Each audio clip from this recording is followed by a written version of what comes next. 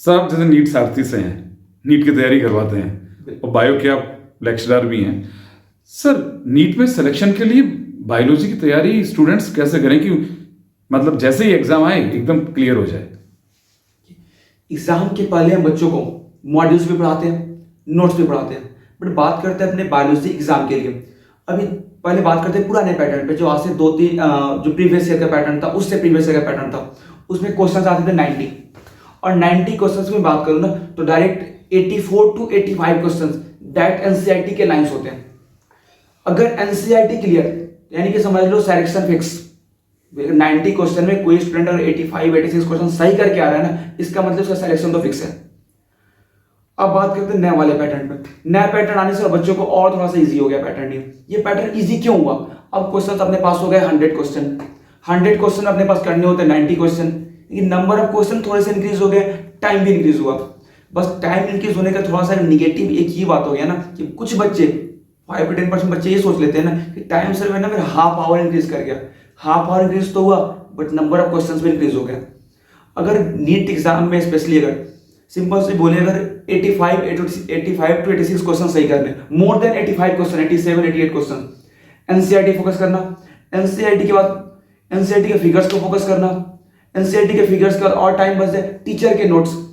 आप बिल्कुल ऐसे बोल दो टीचर के नोट्स और एनसीईआरटी के अलावा आज तक का अपना खुद का रिकॉर्ड है, एक भी क्वेश्चन उसके बाहर से नहीं पूछा नीट वालों ने। यानी कि एनसीईआरटी क्लियर होनी चाहिए पहले। बिल्कुल।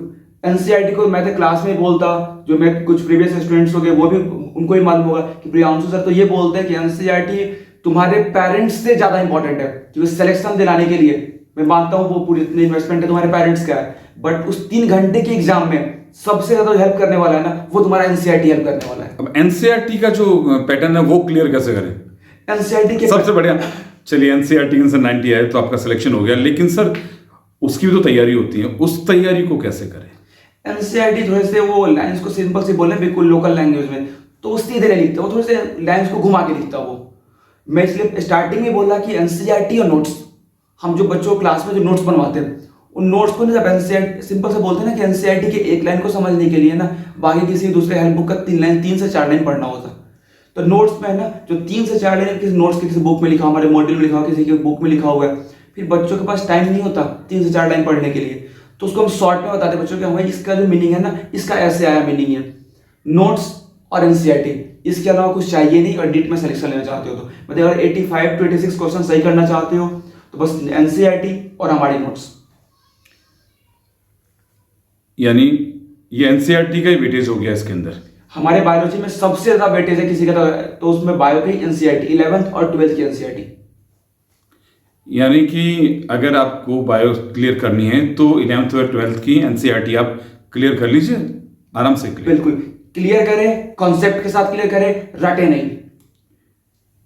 यानी आपको रटना नहीं है, समझना है। समझना है एनसीईआरटी को। एनसीईआरटी के लैंग्वेज थोड़े टफ होते हैं, उसके लिए नोट्स लिखाते हैं बच्चों को। नोट्स, एनसीईआरटी, इसके अलावा बायो में कुछ भी नहीं।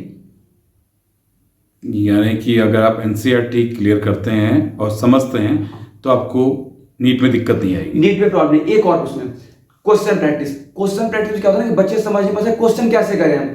जब भी क्वेश्चन करने बैठे, वो आपका घर हो, हॉस्टल हो, कहीं भी बैठे, एक शेड्यूल बनाए अपना। जैसे मान लो आज अपने क्वेश्चन के पेपर सॉल्व करने बैठे 7 बजे, कोई दिक्कत नहीं, 7 बजे आपने बैठा, आपने 90 क्वेश्चन का एक सेट लिया। 90 क्वेश्चन को सॉल्व करने में फर्स्ट डे थे आपके, हो सकता है 7 बजे आपने बैठा, 8:30-9 बज गए, कोई दिक्कत नहीं, आपका फर्स्ट डे था ना, 2 घंटे लग गए, कोई बात नहीं, बिल्कुल निगेटिव थॉट नहीं। फिर सेकेंड डे बैठेंगे, सेकेंड डे ये सोच के बैठेंगे ना कि फर्स्ट डे हमारे 2 घंटे लगे थे 90 क्वेश्चन के लिए, आज है ना हमें 1 घंटे 5 मिनट में करने हैं, क्योंकि 5 मिनट हमें उसमें से बचाने हैं।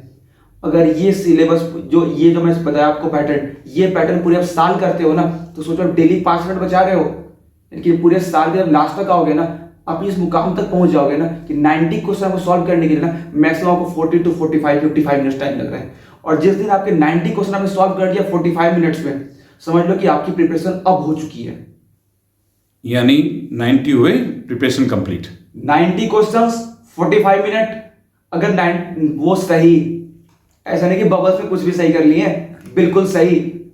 यानी 90 क्वेश्चन और 45 minute. 45 minutes average 45 to 55 minute. Thank you sir, मुझे लगता है कि बच्चे सुनेंगे समझेंगे जरूर। नमस्ते।